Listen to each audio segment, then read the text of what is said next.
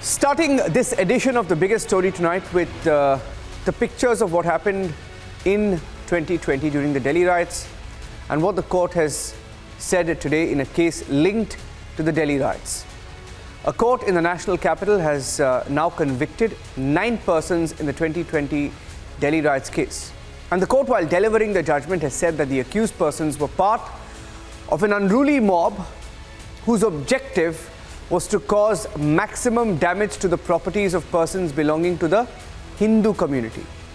This is not us saying it, this is the court saying it in the judgment. I'm going to repeat that. The court saying that the accused persons were part of an unruly mob whose objective was to cause maximum damage to the properties of persons belonging to the Hindu community. And this case pertains to rioting, to arson, vandalism in the Gokulpuri area during the riots of 2020. And while passing the judgment, the court also said that the accused persons in this case did become part of an unruly mob which was guided by communal feelings and was having a common objective to cause maximum damage to the properties of persons belonging to the Hindu community. Now, for the longest time, and we'll show you the pictures of the Delhi riots while we tell you what the court has said, there was a narrative that they tried to set post the Delhi riots that it was an anti-Muslim carnage, it was a Muslim pogrom. Despite the pictures that were available, they tried to set a narrative, especially the Soros media in India and the likes of the New York Times, the Washington Post, Al Jazeera, Guardian. They tried to set a narrative, but in this particular case, like in many other cases, it appears the truth was something else altogether. Let me go across to Dr. Vikram Singh, former DGP, Uttar Pradesh Police, and Xavier Rodriguez, Chief Editor of Goa Chronicle. And before I come across to you, Dr. Vikram Singh, let me quickly get in a word from Piyush. Piyush has covered the Delhi riots up close. He was one of the reporters on the field. Piyush, what has the court said? Take us to the facts of this case and the judgment delivered, and we'll get the responses to this story. Well, Niranjan, a very big judgment has now been delivered by Karkatuma court, where it has mentioned that these 9 persons who have now been proven guilty, they were guided by communal feelings. In fact, the complainant had mentioned as to how Rekha Sharma, the name of the complainant is Rekha Sharma, she had mentioned as to how these people first knocked her door, entered inside her house, robbed her house, and then set ablaze her house. Now, the court is very much agreed about the fact that these people were guided by communal feelings, and their main intention was to carry out maximum damage to the properties belonging to the Hindu communities. In fact, the sections those have been put in that particular FIR, and now they have been proven guilty are 147, 149, 148, 427, 436. So these are very grievous charges. Those are now being faced by these people. Remember that when the riots had broken out in northeast part of Delhi, 53 people had lost their life and around 200 people were injured because of those riots. In fact, many questions were raised at the time, and like you mentioned, that there was a lobby which was trying to prevent a few communal people. Now it has been exposed. The court has come out in open and made it very clear that the intention of mob was to carry out maximum damage to the properties belonging to Hindu community. Yes. Thank you for that, Piyush. Let me go across to Dr. Vikram Singh first, and I'll get in a word from Xavier as well. Dr. Vikram Singh, you remember every little attempt that they tried to make, and you've been seeing it up close. I mean, there were policemen who were lynched, sir. The pictures were there, very clear, but the kind of narrative setting that they really tried, who we call the Soros media, and they tried it for a very long time, and it's failed because each time the truth has exposed them, sir. But in this particular case, I'm reading out once again for all our viewers and Dr. Vikram Singh, what the court has said. This is not us saying it. The court has said that the accused persons in this case became part of an unruly mob guided by communal feelings and was having a common objective to cause maximum damage to the properties of persons belonging to the Hindu community. That's what the court has said. Your response, Dr. Vikram Singh. Niranjan ji, I compliment the Karkatuma court for coming out with the truth and nothing but the truth. And that too in very reasonable time. And I would say that this judgment should be sent to one and all who were saying that this was a program against a particular community. The fact of the matter is that the Soros-sponsored media can go and drown themselves. They have been badly exposed by everybody, including you, and therefore, I would say that the truth ultimately prevails. Satyameva Jayate. The 9 accused who have been named, and also the sections 147, 148, 149, 380, as also 188. Under these circumstances, I don't think they have legs to stand on, and they need to be taken to task. I would strongly recommend that action under the National Security Act also needs to be taken against such hardened communal elements who are a curse to society, and they have no business to roam free wherever they are.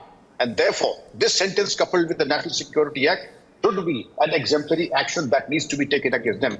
I remember when we used to debate on the Delhi riots, and there were so many conflicting views and opinions, and they almost drowned the fact, because the lies that they came about from the Soros media was absolutely, because it was sponsored by the ISI and the Soros media and other intelligence agencies. Now Soros media stands badly exposed, because who is the sponsor? Who is the special interest group?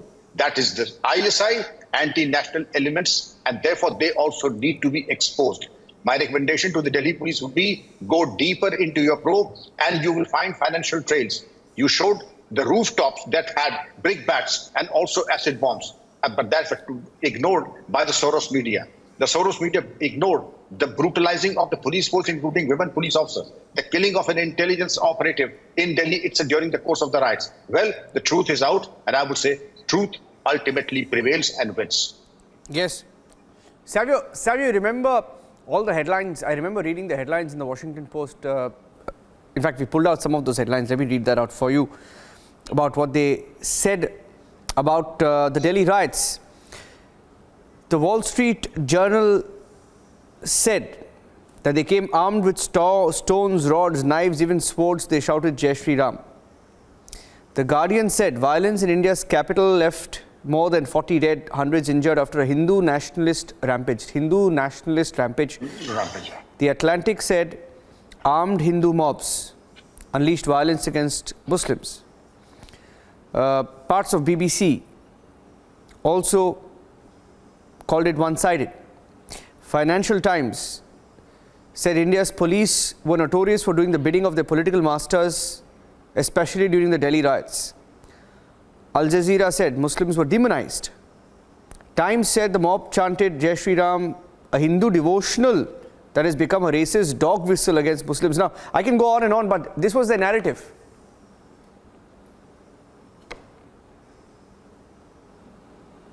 You know, Niranjan, one of the greatest aspects of this court judgment is that it puts the narrative that was doing the rounds of the country for a very long time, that Hindus and Muslims and various other communities are against each other, and that's not true. Because what this judgment shows is that there were a select few people belonging to a particular religion, in this case the Islamic religion, the radical Islamists, who decided with an agenda to go after properties belonging to the Hindus and target the Hindus. Now, this does not mean that every Indian Muslim should be looked at in the same prism. But there is a radical element of Islamists that are funded by Pakistan, funded by the ISI, and funded by the enemies of India, looking at creating a dent into the communal harmony that exists in India.